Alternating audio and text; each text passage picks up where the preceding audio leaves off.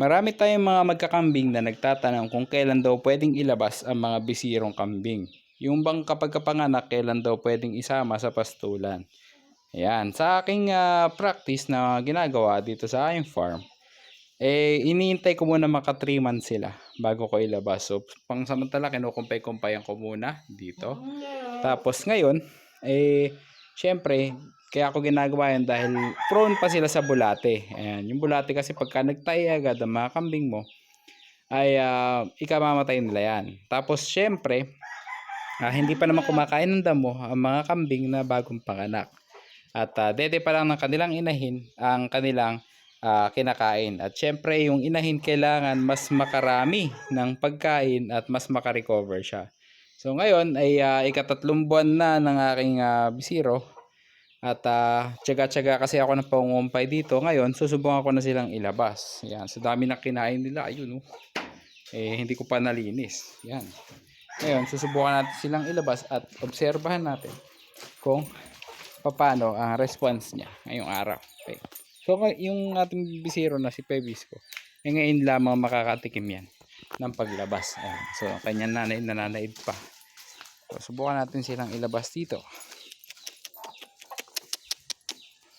Ayan. Nako, mas inuna niya yung pagkain dun. Yung mga nilinis ko yan noong nakaraan. Okay. So sunod ka sa iyo nanay. Yan. Sunod ka sa iyong nanay. Yan. So mas nakapokus pa siya ngayon sa dede kaysa sa kanyang paggala. Kasi first time nga niya eh. Alam nyo, parang mas nalalamian ako sa bisirong to kaysa dun sa mga nauna ko, mga native noon. Ayan, napansin ko, medyo mabagal siya. Ayan. Baka nakukulangan to sa vitamina dahil di ako nakapag-inject pa ngayong buwan na ito.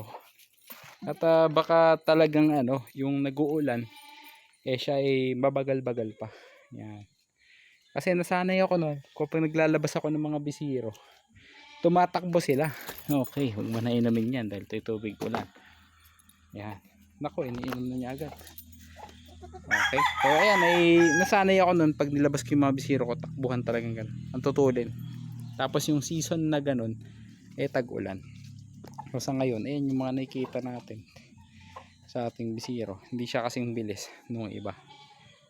Ayan. So ayan, pagka ganyan mga kambing, medyo dagdagan mo ang vitamins at obserbahan mo yung pagdede sa kanilang inahin. Okay. So ang bisiro ko namang ito ay pinanganak noong February 28, March, April, May. Okay, na ay May na ngayon, May 29. Okay, so talagang isang buwan niya. Ayan. So halos pala kasi wala naman palang 29, 30, 31 ang February. Kaya medyo kulang isang buwan. Pero okay na rin yun. Kasi halos isang buwan na yan. At masasanay na niya na sumunod-sunod sa kanyang inahin. Tapos dadaling ko sila doon syempre sa madamong lugar kung saan solo nila yung pagkain. Yan. Para hindi nila kahalo yung malalaki. Yung malalaki kinulong ko muna doon. Kasi baka matapakan sa ating bisiro. Which is hindi maganda. Dahil pag nasagi-sagi siya, mas lalo siyang mapipilayan at masasaktan physically. Hindi siya agad-agad makakapag-recover sa kanyang paglaki. Okay. So ayan, try natin sila. Subukan kong dalhin dito sa kabila. Kasama kayo.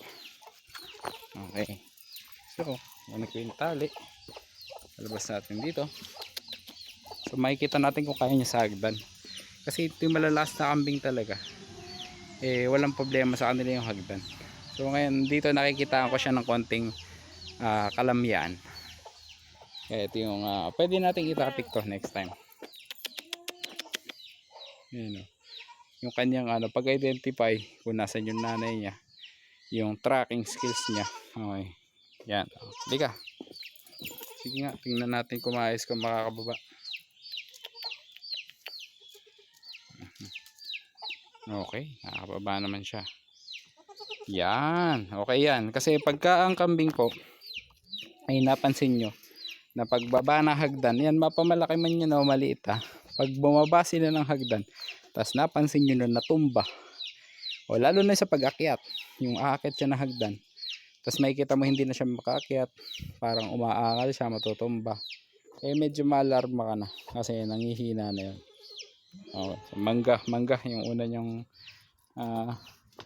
bininyagan. Dito tayo. Yan. Ito yung pastulan ko dati. Yan, na pinahinga ko kasi nireserba ko. Para nga dito sa mag-ina na ito. Okay. So para hindi naman mabigla. Dito tayo sa malilim. Malilim na part. Kasi po ngayon ay alas 10. At syempre, hinayaan ko muna maarawan nung umaga yung ating ano. Masyado naman naiwan. Sunod. Halika.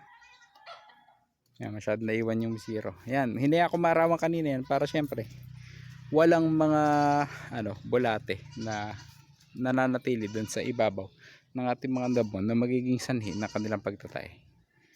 So yan, habang sinusundan niya yung nanay niya, hintayin ko yan, paunti-unti yan na magagamay o makakabisado niya yung lugar. At araw-araw, for 3 days pala, for 3 days dito muna sila.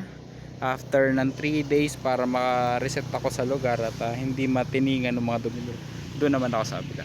Tapos after 3 days ulit dito naman ako, and then after 3 days ulit doon naman sa kabilang bakod. Yun, maganda yan, naghahanap. Sunduin natin siya kasi ang mga bisiro pag hindi pa sanay sa galaan, hoy, diba, bumabalik.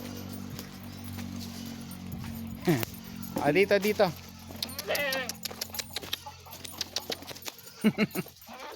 hindi makita yung kanyang inahin. Hey.